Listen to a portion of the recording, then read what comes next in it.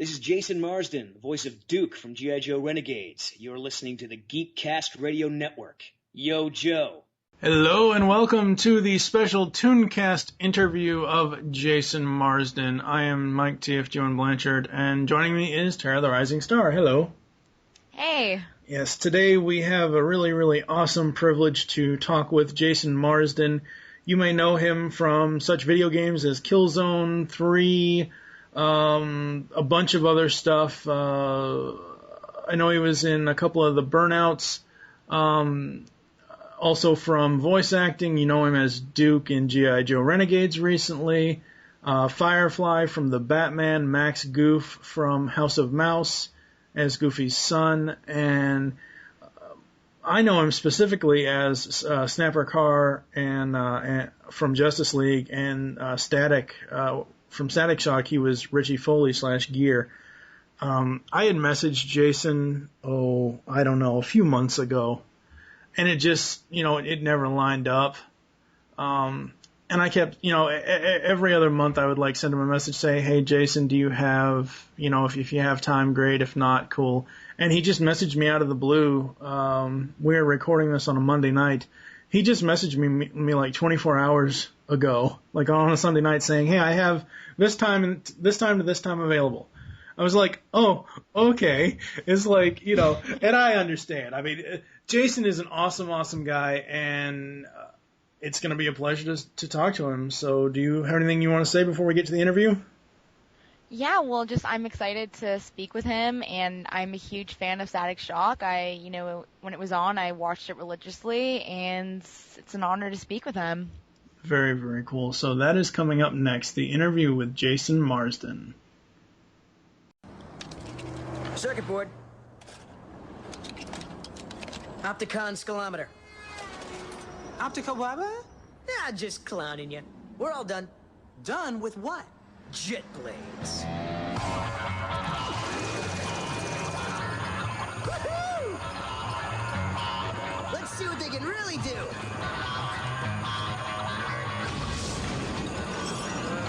Richie?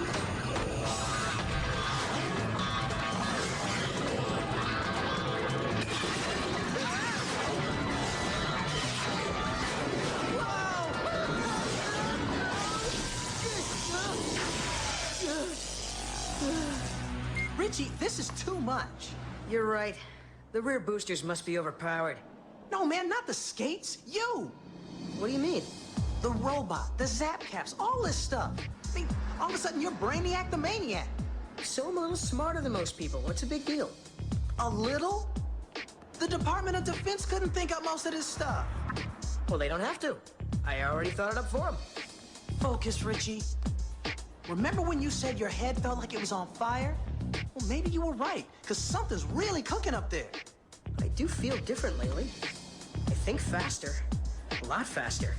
Sometimes I can't stop thinking. Sometimes it's like my thoughts are thinking thoughts. See, I just thought that. It's like ideas are exploding in my head. Does it look bigger? It does, doesn't it? Cranial perimeter is definitely expanding. Oh, no.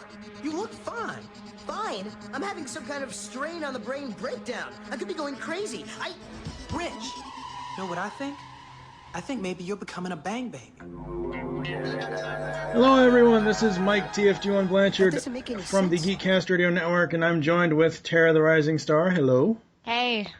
This is Tara's very first voice actor interview, and we have the super awesome privilege to interview Jason Marsden. Yes, that's right. Gear from Static Shock, Snapper Carr from Justice League, Max Goof from House of Mouse, Duke from the new G.I. Joe Renegades cartoons is on the line with us. Hello, Jason. How are you? Hello, Mike. Hello, Tara. Hello, how's it going, man? Hi. It's going good, thank you. And how are you? I'm doing awesome. It's a beautiful semi-rainy day here in Southern California. Perfect day to stay indoors, do an interview, maybe watch a movie later. Movies are good. That works. So what, can you, tease us with any, current projects you're doing right now? I know that you're doing G.I. Joe Renegades as Duke, but what else you got going on? Right now I am on The Garfield Show, which is on Cartoon Network.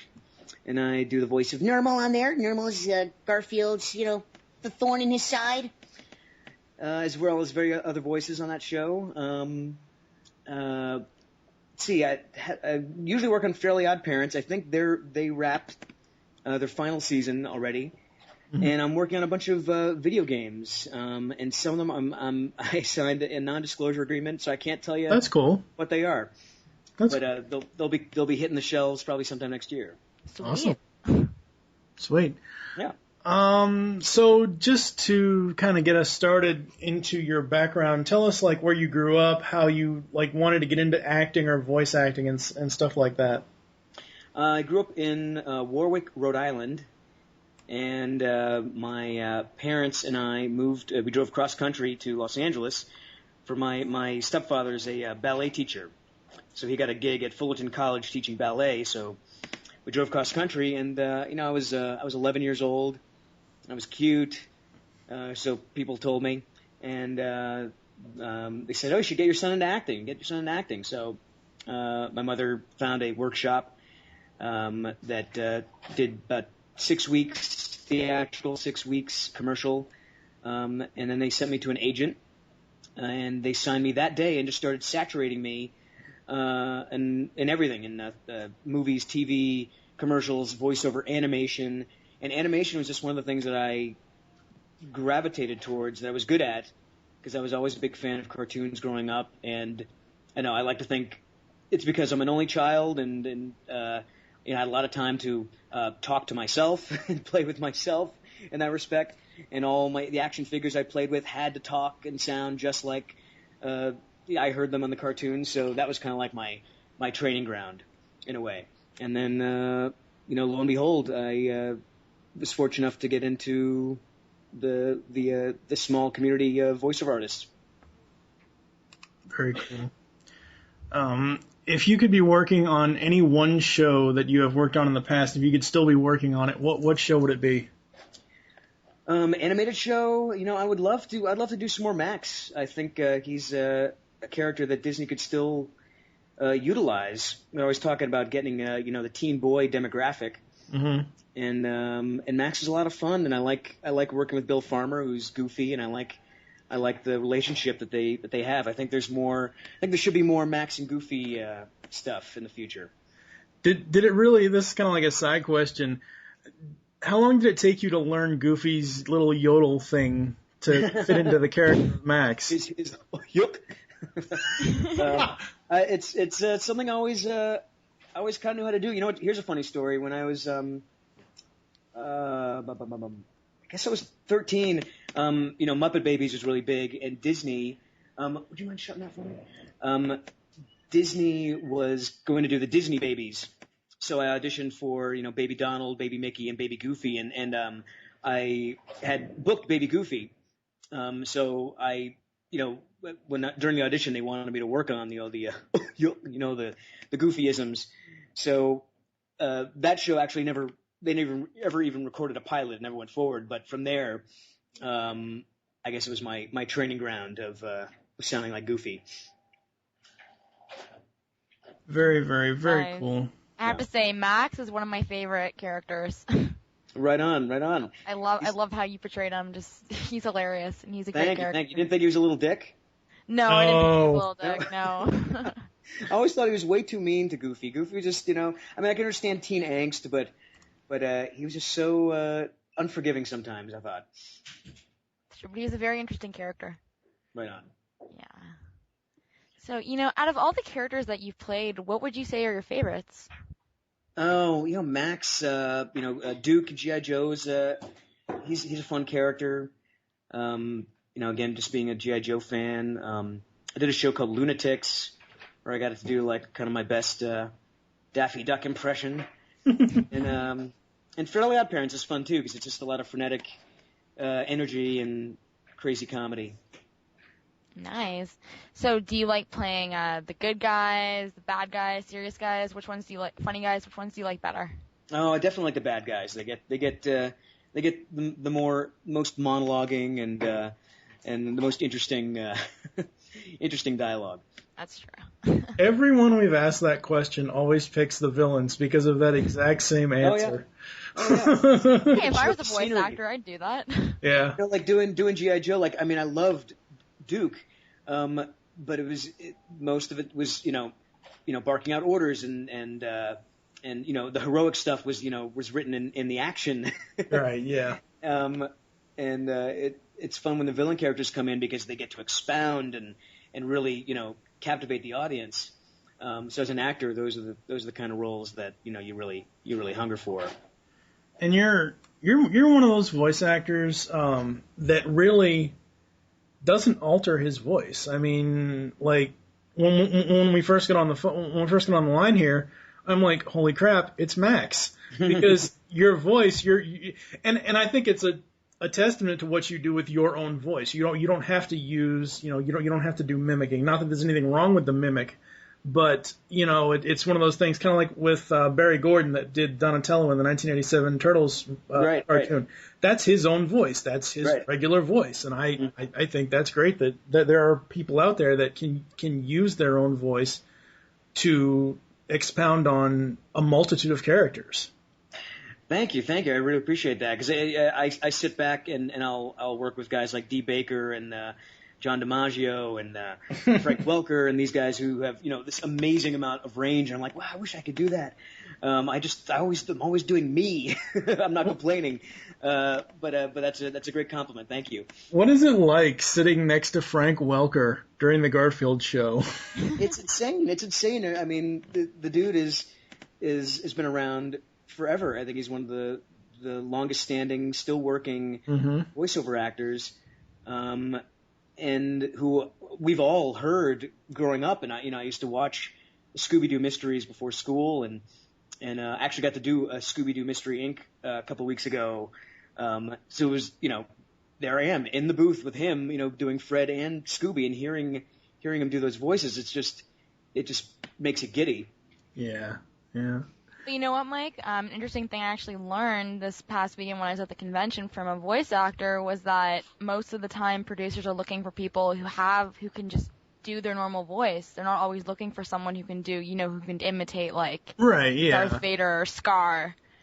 Right. I mean, but the thing of it is like what's a really, really good example? Like Townsend Coleman, his voice, his regular speaking voice, because I heard an interview with him a while ago, is nothing like what Michelangelo sounds like in Teenage Mutant Ninja Turtles, the 1987 cartoon. I know I'm not saying that there's anything wrong with that at all. Like I said, it's a testament to Jason that he can do that. Speaking of G.I. Joe, when prepping to do the voice of Duke, did you go back and watch any of the old G.I. Joe stuff? I didn't. No, I didn't. How do you feel that voice acting differs from being a child voice actor, say, in Gummy Bears, to being a character like Richie/Gear in Static Shock? Like, what's the difference for you? Like, you've grown up in this business. I mean, one of your youngest roles, as far as I know that I found out, was you played a voice in the Disney's Adventures of the Gummy Bears in 1988, 1989? That's right. I mean, how is the progression for you? What's the difference from doing it as a kid and doing it as an adult now? Definitely the work ethic. For example, in Gummy Bears, I was fresh off the boat, from acting class, and we're always taught to, look your fellow actor in the eye when you speak to them. When we were recording Gummy Bears, they had lined us all up, one in front of the other, and I was in front of everybody. So I would do my lines, and I would turn around to the person behind me, and my voice would get off mic, and then have to constantly make, Jason, you have to, speak into the microphone when you're doing voiceover. As to now, I definitely know that, you have to perform into the microphone. If even if you're lucky, if there's another actor in there, there's a lot of stuff we do nowadays that it's just one actor in the room, as opposed to the group. Yeah. So, Jason, every voice actor seems to have, a method for remembering which of their voices go with which characters, especially if they're on a show where they voice a lot of characters like you did on Tiny Toons and Futurama and others. How do you keep all your voices straight? Um, um, they have they have these talented engineers at work who have a file of everyone's a sample of everyone's voice, and if you need like yeah, I just need a little refresher on Chester, they have it for you right there. Nice. Very cool. In the thousands of recordings you've done over your career, what are some of the funniest things, whether it be mistakes someone made, practical jokes someone pulled, or anything that you've been a party to or witnessed as far as like behind the scenes stuff from any of your voiceover stuff? Or any of your on camera stuff as well. Well, it might take me a few moments. Let me preface by asking: is this a PG a show or no? It's fine. Nope. We're totally explicit. I forgot to mention that in the beginning. Voice actors. A lot of people don't realize this are a dirty, fun group of people. Yeah. I would almost love to see like a roast of Frank Welker on Comedy Central and see what happens. Off the top of my head, recording a Goofy movie. There's a scene where Max and Goofy, they check into this hotel and there's a mermaid light switch and they light up and her bra kind of lights up, and Goofy's line says something like, "Oh, Max, seeing you in this room, reminds me of my childhood," and he ad-libbed, "Oh, Max, seeing you in this room and look at that light switch, just gives me a blue steeled Woody." And hearing Goofy say something like that is a lot of fun. Wow. Nice. Yeah. So, what has been your favorite live action role and appearance, and what is your favorite sci-fi series? Favorite live action role I've appeared in Erie, Indiana, when I was 17. That was one of my all-time faves. And I also got to play Burt Ward in a movie of the week about Burt and Adam while they were shooting the 60s Batman. And favorite sci-fi series, right now, as far as sci-fi, I guess Battlestar Galactica, the recent one, yeah. I got to meet oh my gosh, I forgot her name. Who played Starbuck. Oh yeah, well, I'm looking for it right now. Guys, help me out. Yeah. I have never watched Battlestar Galactica. So. I wish I watched that show. What, you guys really? Yeah, I never caught on to it. If I don't catch something from the beginning, I don't end up watching it. Well, that's what DVDs are for. You can rent the whole series. Yeah, so. What are you guys watching now? What's hot? What am I missing out on? I'm watching Transformers Prime. I've got to catch up with Renegades, and that's kind of a pimping out your own show. I'm watching reality shows. Yeah. Yeah. And / going on YouTube and watching Static Shock. Right on. Oh yeah, this episode's supposed to be about Static Shock, is it not? We're basically focusing on. This is just like a special interview thing. We're basically focusing on you specifically in your different roles. I mean, since you mentioned Static Shock, how did you feel when you were approached to do that and you saw each of the scripts? Because that cartoon was a very social commentary type of cartoon that dealt with a lot of hard-hitting issues. Yeah, it's I'm extremely proud to be part of something like that. It's a rarity. So of course, I ate it up, and I was not familiar with the character beforehand. So it was great to be introduced to that whole lore, and get to work with Phil Lamar again. That was I think the second cartoon that we had worked on together. Yeah, that was a blast. And the late great Dwayne McDuffie even talked about he was going to do a Richie a Gear spinoff, which I don't know if it would have been a great idea, but I was flattered nonetheless. That would have been so awesome. Yeah, you guys would have liked that. Oh yeah.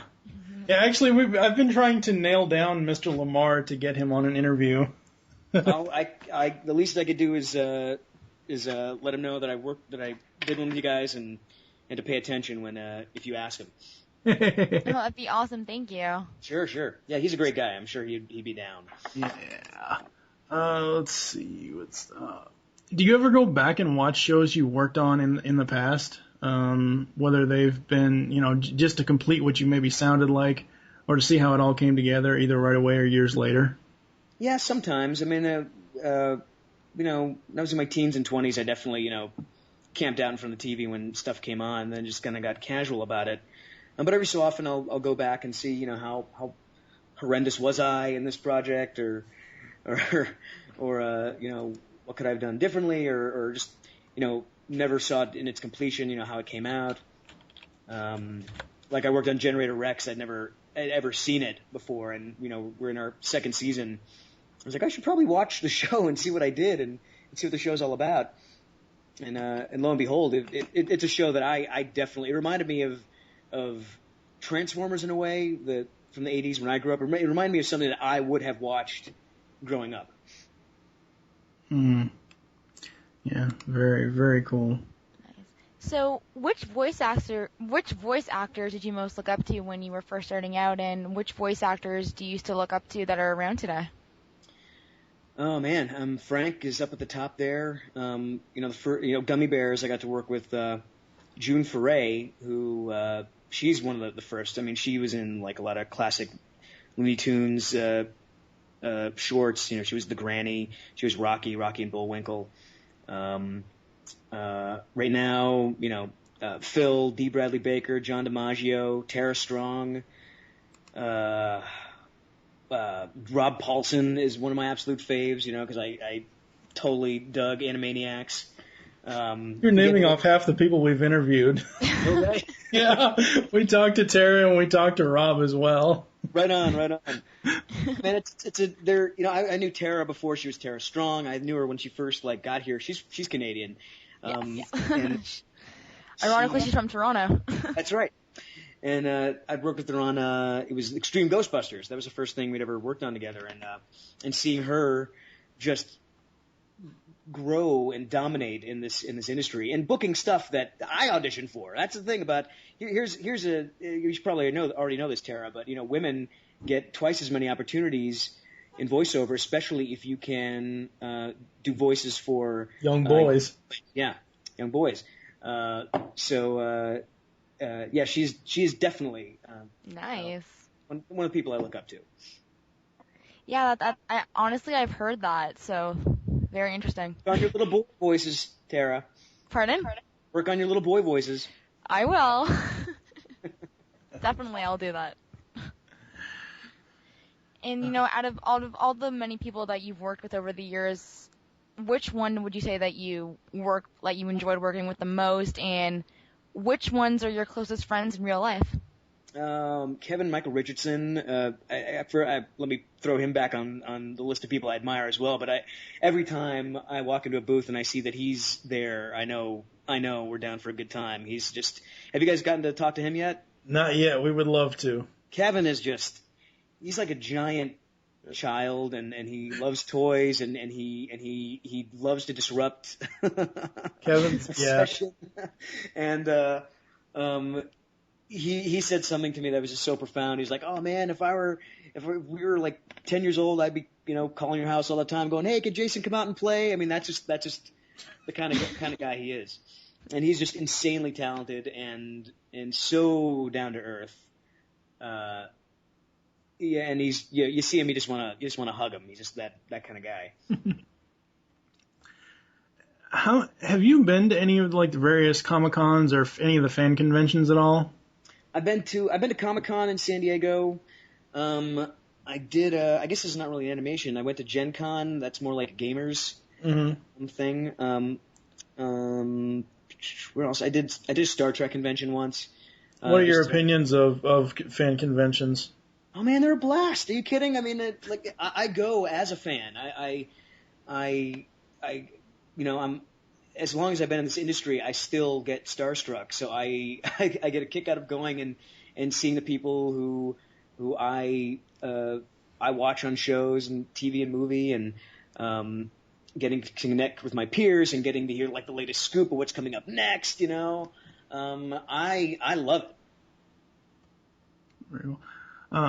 Obviously, there are a lot of different types of voice work and on-camera work and stuff like that. which do you prefer the most out of cartoons, commercials, movies, video games, or anything else in the voiceover, or even the live action, like the on-camera stuff? What do you prefer?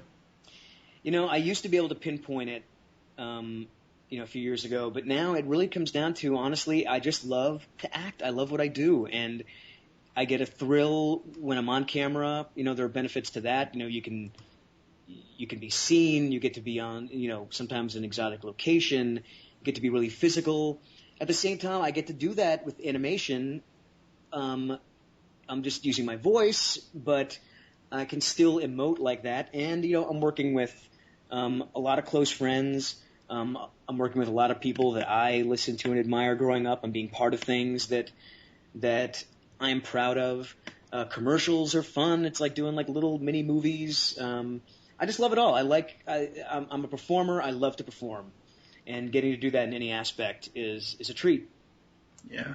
The one thing about like voice acting in general, it seems like it's one of the easiest jobs ever. I mean, I know it's difficult because you have to train your voice and stuff like that, but it's one of those jobs, and people have told us this before, where you can just show up, do it, and go home.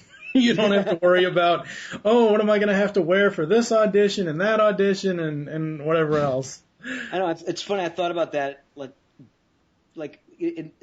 don't think I've seen any one of us show up to work in our pajamas. It's like, I think I'm going to do that one day, just because we can. You just can't do that. Yeah, no one says you can't, but I haven't. Everyone kind of gets dressed. Sometimes I like to put on a suit and tie, just for fun. But no one's ever thought about just showing up in your PJs. It's like, why not? You're not on camera. Of course, that would be the day that a certain show decides to have the publicist there with the electronic press kit crew. Mm-hmm. But no, I'm going to do that. Mark my words. I'm going to show up at work in my pajamas one day, just because I can. All work and no play. Right. It's all play, baby. In your opinion, how hard would you say it is to make it in the voice acting business, and do you have any advice for people who are just starting out? Yes, I do. First, it's definitely a challenge to get into this industry. It is a small group, and how do I put this? It's a lot of people think that I can do funny voices, or I can do a great imitation of Bugs Bunny, or the Family Guy characters. Everyone says, I'm so good. All my friends at work say I'm good. I should be into voiceover. It's not necessarily mean that you are good enough to do it. I always say Mel Blanc would not have been the success that he was if he could not breathe life into the characters that he voiced.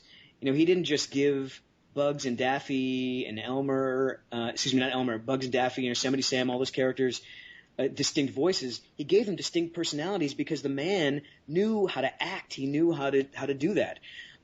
Dee Baker, Kevin Richardson, Rob Paulson, all these guys are extremely talented performers, and they're selfless, and they're unabashed, and they're willing to make fools of themselves. And that's what a lot of people underestimate. I guest teach a voiceover class once a year in Irvine, and I'm amazed. And they kind of bring me in to kind of like give everyone a reality check, and it's amazing. Yeah, there are a lot of great people who do great voices, but a lot of them just can't act.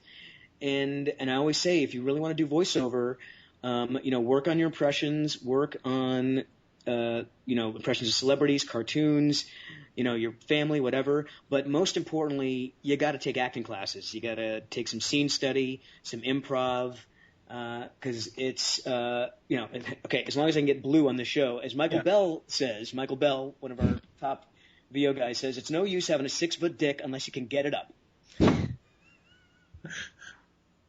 Oh my God. I actually agree with everything you just said there, because I took drama throughout high school. I did acting classes. I did workshops and stuff, and it's really helped out in terms of getting used to doing acting for animation and stuff. Because I haven't done it professionally, but I've been doing it fan dubbing and stuff like that, and it helps. It does help, doesn't it? It gets you out of your head and into your heart. That's where every performer that you see, every performance that you see that really connects with you, it's because that person is the performer is giving it to you from a certain place that's sincere, you know? A lot of voice actors in training kind of worry about how it's sounding, you know, or how it should sound, and they lock onto the performance in their brain, and it affects the outcome. So yeah, you just got to get to the point where you're really comfortable in performing, and then throw in your funny voices, and then you know if you can act with the funny voices, then you're onto something. It's true.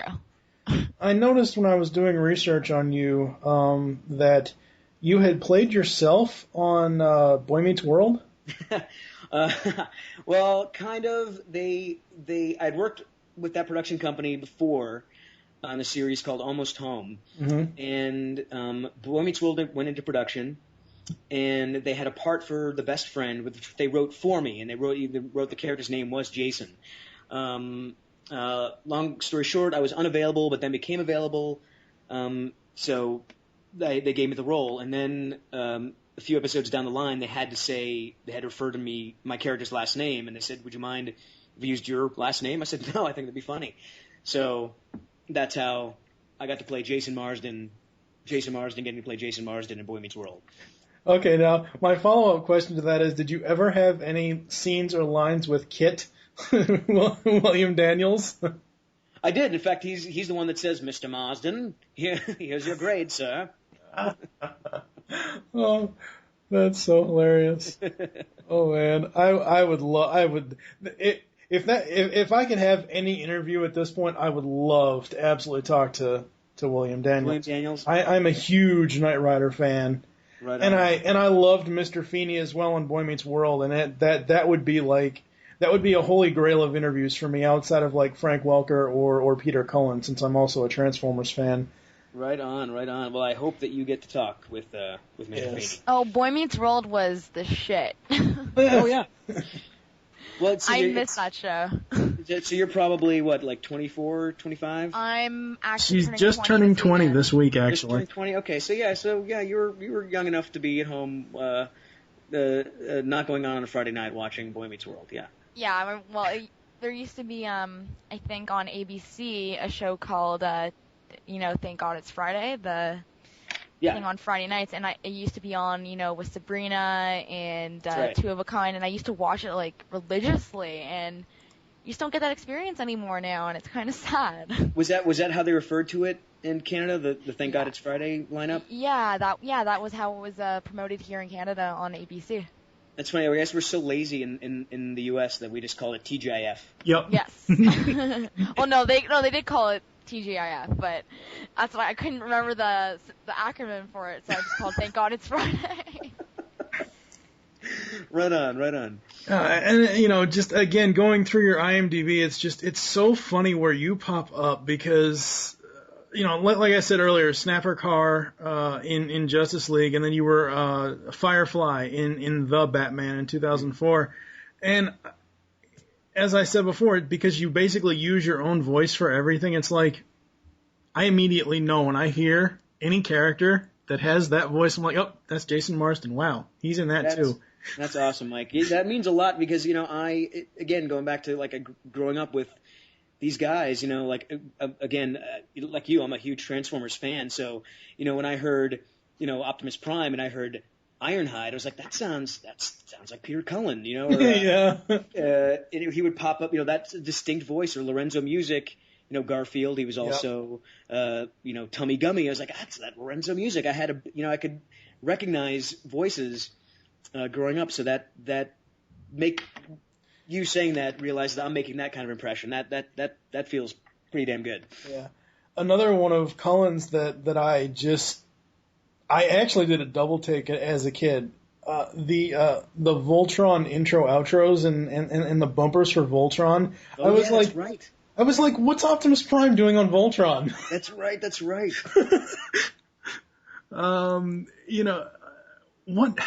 What did you play on Will and Grace?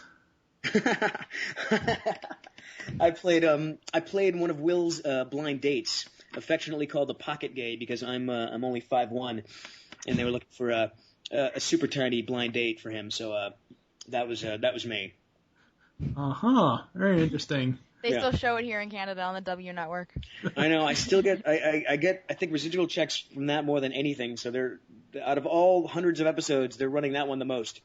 Nice. And we may. I don't know yet. I know we've got like a coming up on Geekcast Radio Network probably later this year. We've got a podcast that's called Legends of the Dark Knight, which is dedicated to Batman the Animated Series and Batman Beyond. After that, I may do a Superman the Animated Series podcast as well.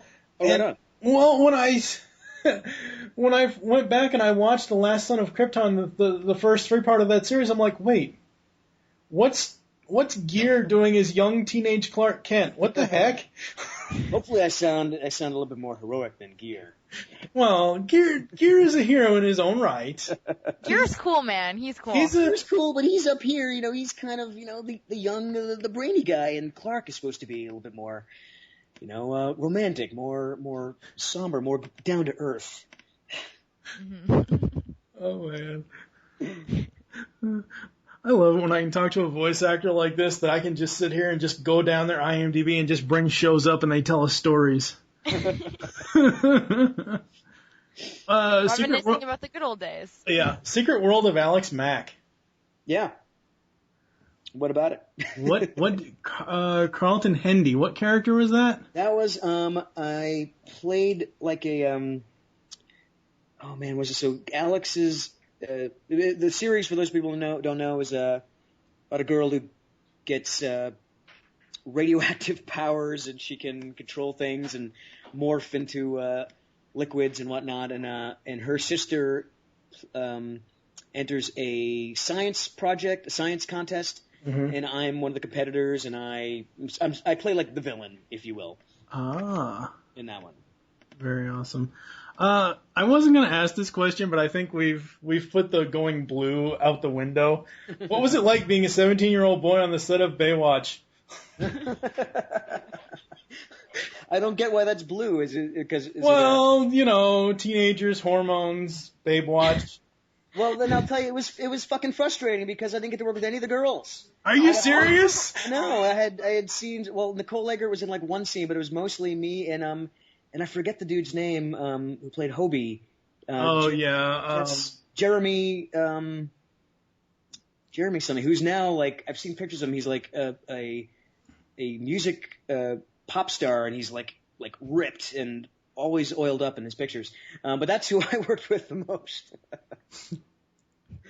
And you were I did not know this, and I watched a lot of Murphy Brown. You were a young Miles Silverberg. Yeah, that was one of the first like bigger things that I did. I think it was 12 or 13 at the time. Yes. And according to this, now you can correct this or not, because we all know IMDb is not that accurate, but according to this, your very first role was on General Hospital as Alan A.J. Quartermain Jr. Yeah, that was one of my first. The first thing I ever did was a McDonald's commercial. It was like my first big recurring role was on General Hospital. I was like the second Alan Quartermain Jr. There have been like I think 7 others since I left. Yeah, very, very, very cool. Yeah. Yeah, I also noticed that you worked on Spirited Away. Yeah, that's right. I was Haku, the boy who helps Chihiro navigate her way through the bathhouse. Nice. Now, was that live action or was that dubbing? That was dubbing. How do you feel about like just general voice acting, like reading off the page versus having to go back and do dubbing? I like dubbing because I'm kind of like, I like challenges, and it's definitely a challenge. I'm also good at it, so I really strive for that challenge.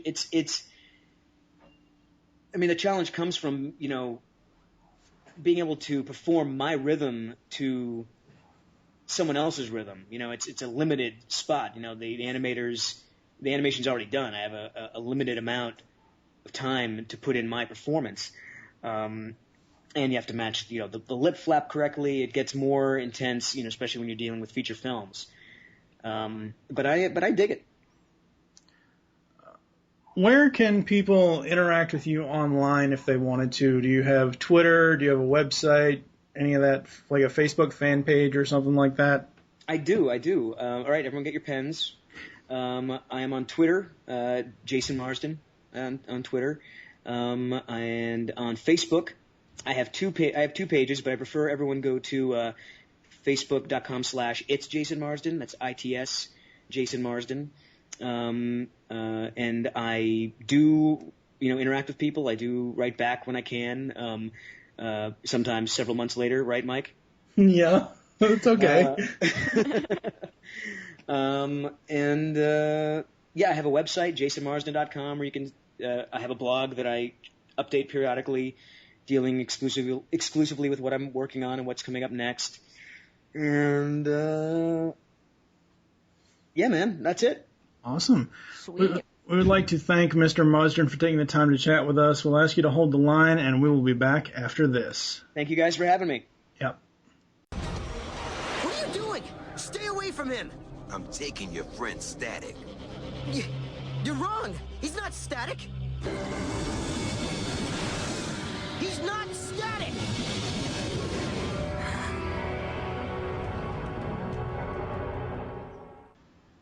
So that's it. That's the interview with Jason Marsden. Wow. That was, oh my gosh, that was amazing. Yes. He was such an honor. It was just such an honor to talk to him, and he's such a cool guy. Yeah, he is such a cool guy. And this being your first interview, you did very well. It was one of those interviews where we kind of we had preset questions to ask him, but it was one of those interviews that I really like where it just kind of free flows. And it just kind of, you go into, and I liked how he asked us what we're watching, it's one of those things where I love talking to anyone that is like that. That actually, we recorded, that interview clip is 35, 40 minutes long. Very, very gracious of him to give us all that time, and just an awesome, awesome guy. Yeah, he was great to talk to. I really enjoyed listening to hear what he had to say about his career and his history and all the shows he got to work on, and even some the behind the scenes stuff with what goes on while they're recording. It was pretty interesting, and as many of our listeners know, I'm interested in going into voice acting, and it was a great insight, and definitely was a pleasure to get to speak to him. Yes, very much so.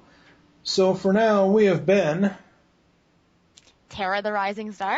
And I am TF Joe and Mike, and this has been the special Tooncast interview of Jason Marsden. We will see you next time. Come on, Virgil. If you got your shot fox on you, I can track you down. Yes!